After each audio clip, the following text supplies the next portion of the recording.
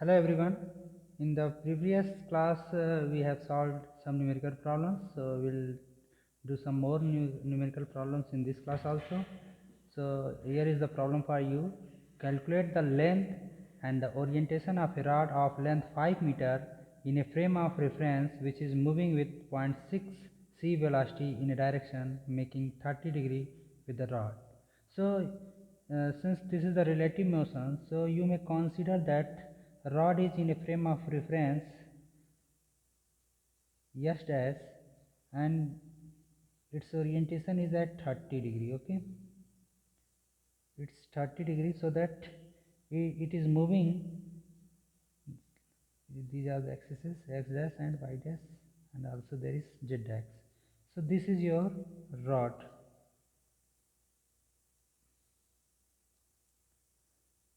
Okay. So you may consider here that the rod is moving with velocity 0.6 c. So this rod is moving, making an angle 30 degree with the rod. Okay. So 0.6 c, V is equal to 0.6 c, and this angle is 30 degree. Okay. So you may assume that this rod is at rest in S dash frame of reference, and S dash is itself moving with velocity V is equal to 0.6 c. So S dash is moving with velocity 0.6 c with respect to S.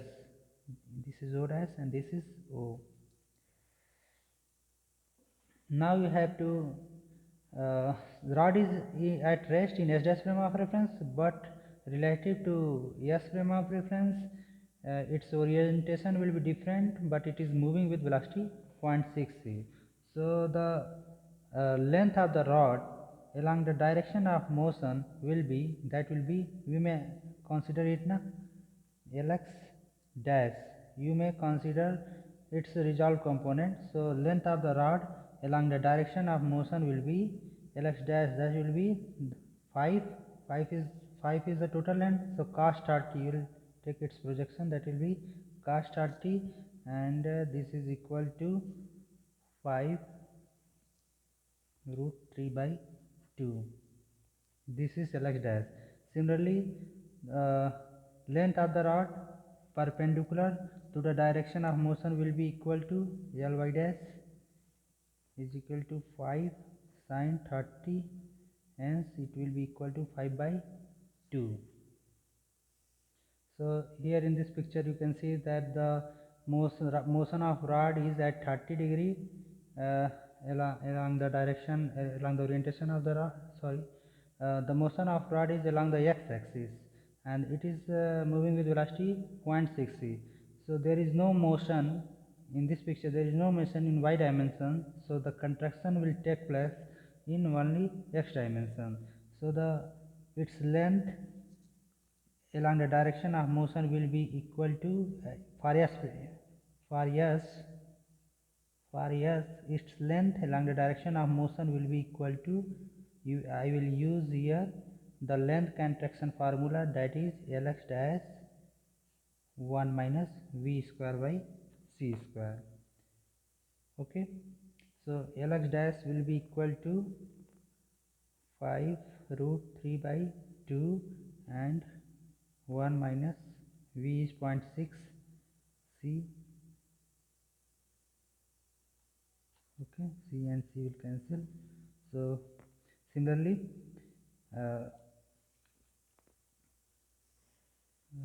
if further solve it, you will get 5 root 3 by 2 multiplied by 0.8.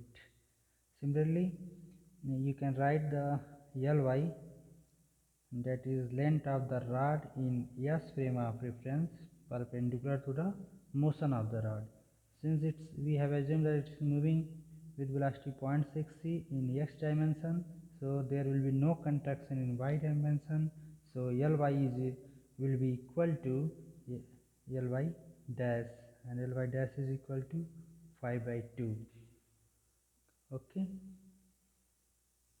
So you have the component Lx and Ly of this rod along x axis and y axis. So the length of the rod as observed by the observer of S frame of reference can be written as Lx chi square plus Ly chi square and whole square root of whole. So you will substitute the value, you will get 4.27 meter.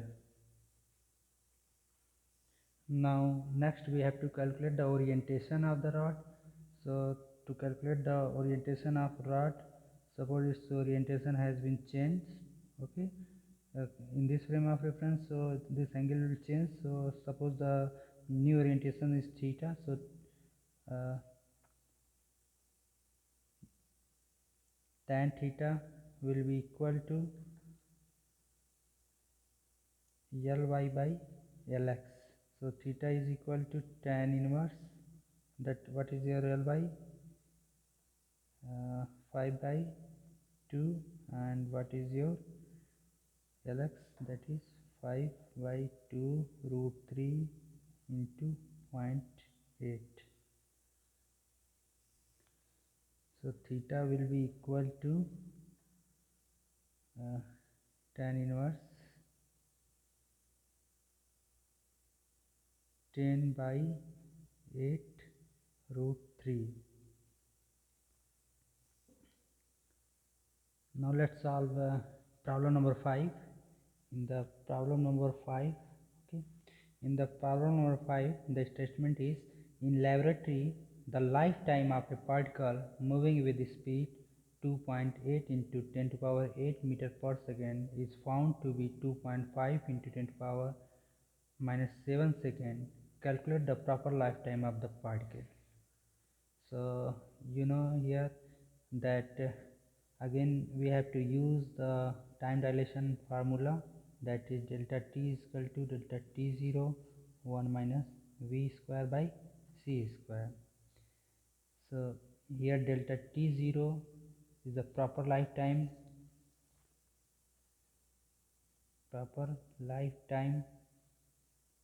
and delta t is the lifetime of the particle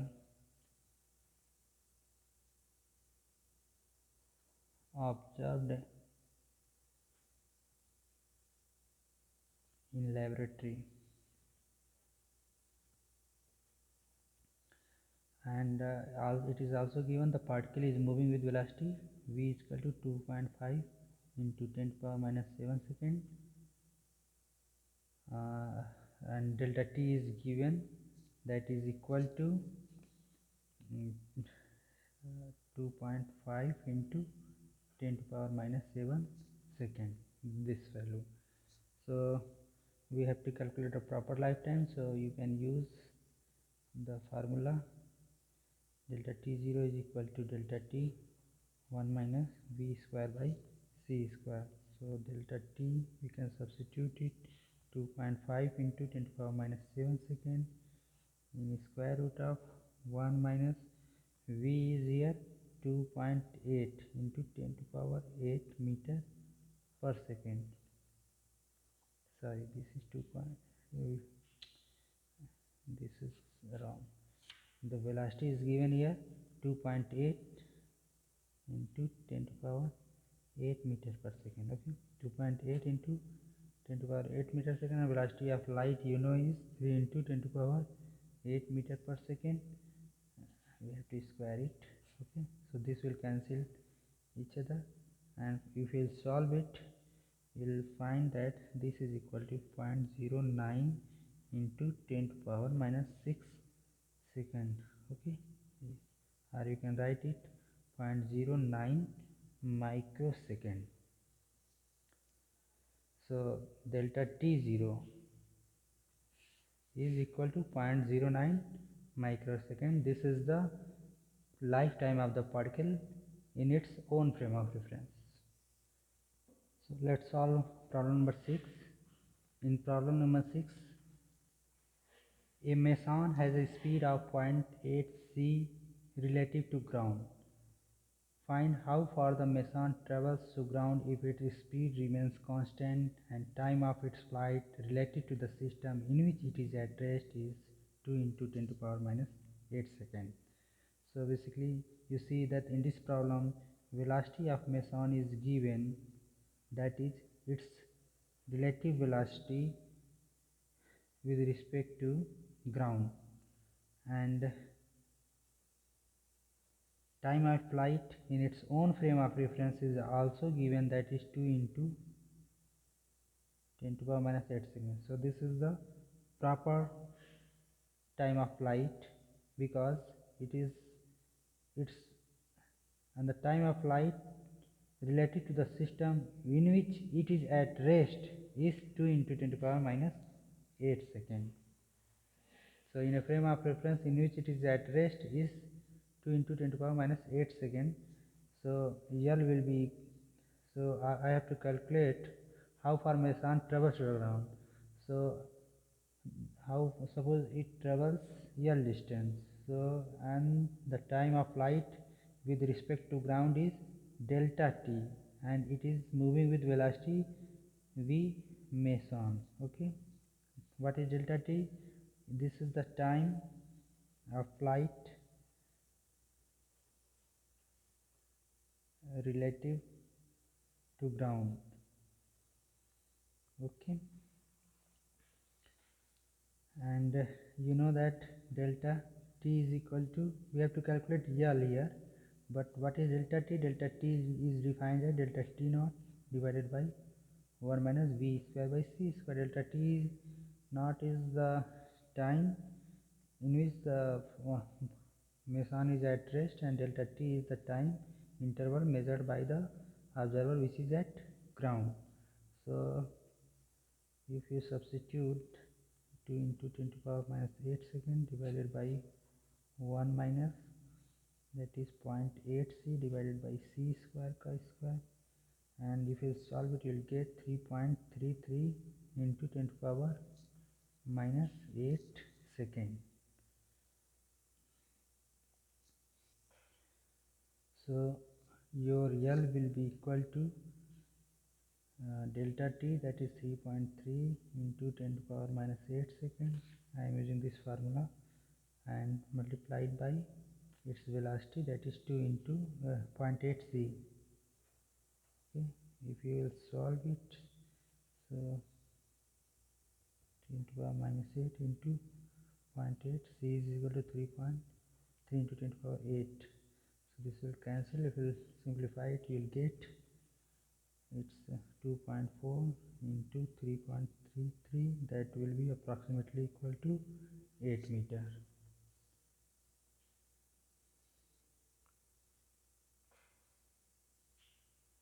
So this is the length, this is the distance that meson travels with respect to the ground. So let's do problem number 7. Problem number 7 have 3 parts. In the first part you have to calculate what is the mean life of a burst of pi plus mesons traveling with v is equal to 0.73 c if its proper mean lifetime is 2.5 into 10 to the power minus 8 seconds. So in the first part, given that velocity of mesons is 0.73 c. Mesons are elementary particles like neutrinos, antineutrino, and electron protons. So the pi plus mesons are moving with velocity v is equal to 0.73 c, and its proper lifetime delta t0 is given, that is 2.5 into 10 to the power minus 8 seconds. Now you have to calculate its lifetime in laboratory frame of reference, that is mean lifetime. So then mean lifetime will be equal to delta t is equal to delta t naught divided by 1 minus v square by c square. We have to substitute delta t naught here and v here. So when you will substitute, you will get 3.6 into 10 to the power minus 8 second. So this is the mean lifetime of a burst of pi plus mesons, And second part is, what is the distance traveled during 1 minute lifetime? So velocity is given, time you have calculated, so distance traveled can be given as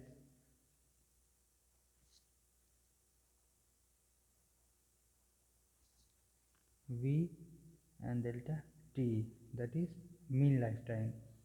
So v is your 0.73 c and delta t is 3.6 into 10 to power minus 8. If you will calculate, the value of c is 3 into 10 to power 8. So if you will calculate, you will get approximately 7.9 meter. So in the third part, what distance will be traveled without relativistic effect? So delta t is due to relativistic effect. So if you want to ignore the relativistic effect, you have to take the time delta t0. So third is distance traveled without relativistic effect is given by, that is v into delta t naught. So 0.73 into 3 into 10 to power 8, okay, and your delta t naught is 2.5 into 10 to power minus 8. So if you will solve it, you will get approximately 5.5 meter.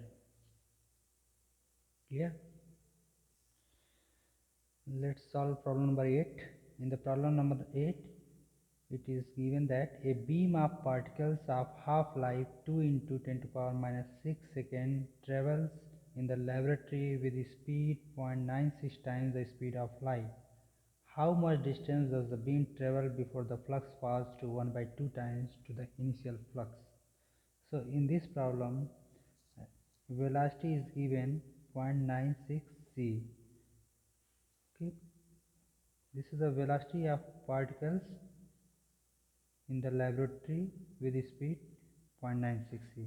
Okay, and its proper time is given as, that is its half lifetime 2 into 10 to power minus 6 second. Now you have to calculate how much distance does the beam travel before the flux falls 1 by 2 times to the initial flux. So this measurement is being done by the observer of laboratory. So you have to calculate basically delta t. So delta t is observed half-life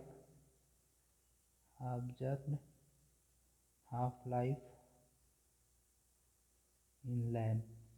Okay, so delta t can be given as delta t naught divided by 1 minus v square by c square, and delta t naught is 2 into 10 to the power minus 6 and 1 minus v is 0.96 c whole square divided by c square. If you further solve it, you will get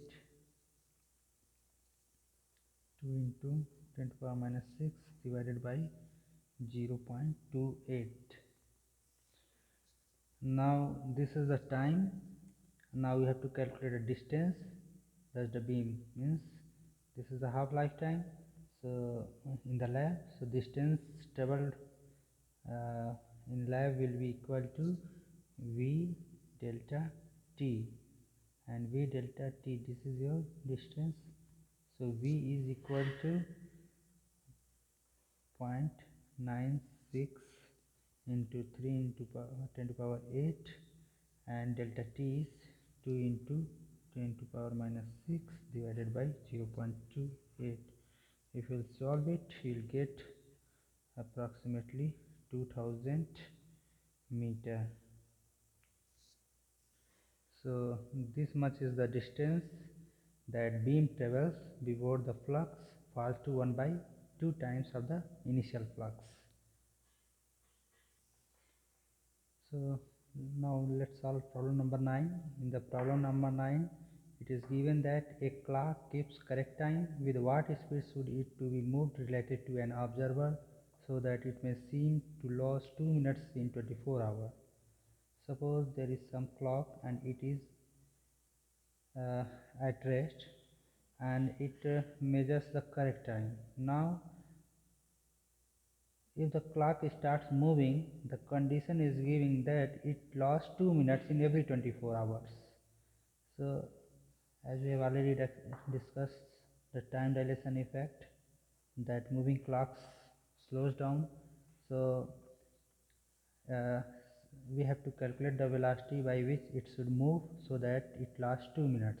So, if the observer of this frame of reference, suppose this is yes and yes dash, if yes it measures its time 24 hours and but the observer of yes dash will measure its time 23 hours 58 minutes. Why? Because of this velocity it will lose 2 minutes.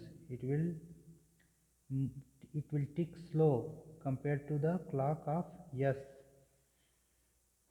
So you can calculate here delta t is equal to delta t0 divided by 1 minus v square by c square. So what is your delta t0? Your delta t0 is 23 hours 58 minutes. That is the proper lifetime in which the clock is at rest. Okay, and the lifetime sorry, this is not lifetime. In a frame of reference, if the time is 23 hours 58 minutes, so the observer which is at rest will notice its time as 24 hours. This time duration is 24 hours, so delta t is 24 hours and this is 23 hours 58 minute, okay, divided by 1 minus velocity is, we have to calculate.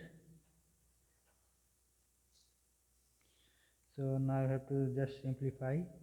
24 hours is equal to 24 into 60 minutes and 23 hours means 23 into 60 plus 58 divided by 1 minus v square by c square. When you will simplify this, you will get v is equal to 1.58 into 10 to power 7 meter per second. So if the clock will move with this velocity, it may seem that it will lose 2 minutes in every 24 hours.